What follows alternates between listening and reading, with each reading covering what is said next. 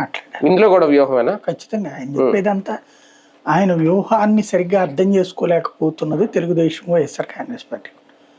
ఇప్పుడు ఒక నేరస్తుడిని మనం సహకరించాలా అంటే అరవ శ్రీధర్కి మనం సహకరించినట్ట లేదా? అదే కదా మరి. సరే, అది అక్రమ సంబంధం అన్నాం అనుకోండి, మరి అక్రమ సంబంధాలన్నీ చట్టబద్ధం చేద్దాం మనం. ఈ నెక్స్ట్ అతను ఎవరు, పంతన్ నానాజీ ఒక డాక్టర్ని అమ్మ నా బూతులు తిట్టాడు. చట్ట ప్రకారం అయితే అతన్ని శిక్షించాలి కదా, ఏం యాక్షన్ తీసుకున్నాం మనం? అతనికి సారీ చెప్పను, అయిపోయింది.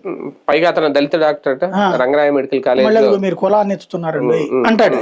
ఆ రోజు ఎత్తింది ఆయన ఎత్తితే వాళ్ళు అది అంటారు. వీళ్ళు మాట్లాడేటప్పుడు గిరిజన బాలిక అయినటువంటి సుగాలి ప్రీతి, దళిత డాక్టర్ అయినటువంటి సుధాకరు, దళితుడైనటువంటి సుబ్రహ్మణ్యం అని వాళ్ళు మాట్లాడవచ్చు. వాళ్ళు మళ్ళీ ఇంకెవరన్నా గనక ఇట్లాగా గిరిజన బిడ్డో, దళిత బిడ్డో, కాపు బిడ్డ అన్నారు, మీరు ఎట్ట అంటారు, కులపెచ్చ మీకే ఉంది అంటాడు. అది ఆయన స్ట్రాటజీ.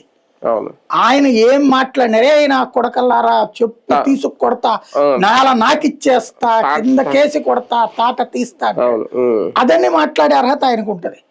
జగన్ నోట్లో నుంచి ఇప్పటిదాకా అట్లాంటి మాట ఎప్పుడన్నా వచ్చిందా? మీ తాట తీస్తాను, మీ అంతు చూస్తాను, నేలకేసి నాకిస్తాను, తొక్కి నార తీస్తాను. ఇప్పుడన్నా జగన్ అంటే ఓడు రాక్షసుడు అంటారు, అనకపోయినా జగన్ రాక్షసుడు అన్నోళ్ళు మాత్రం దైవదూతలు.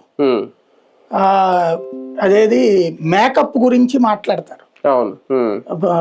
అనిత మేకప్ గురించి అన్నందుకు బాధపడ్డారు. అదే చింతమనేని రజనీ మేకప్ గురించి మాట్లాడితే తప్పు లేదు.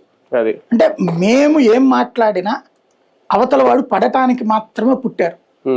మమ్మల్ని అంటే వాళ్ళు ఉన్మాదులు అవుతారు, విధ్వంసకారులు అవుతారు.